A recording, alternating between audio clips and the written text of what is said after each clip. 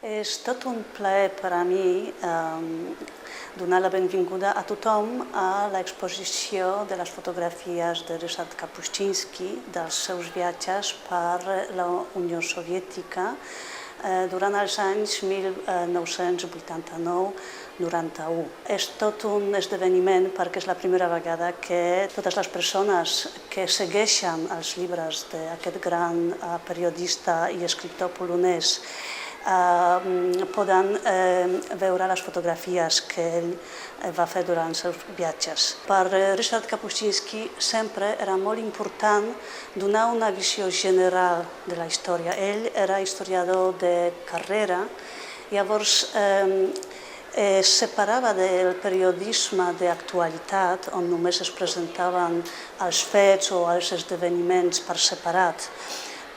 Li agradava buscar la totalitat de la història. Llavors, les seves fotografies són fruit de converses, d'una comunicació molt profunda amb la gent, i segons ell, en això consistia el cuit del periodisme. Per poder ser bon periodista s'ha d'entendre el que es veu i s'ha de comprendre la gent que forma part dels esdeveniments. I això transmeten les seves fotografies.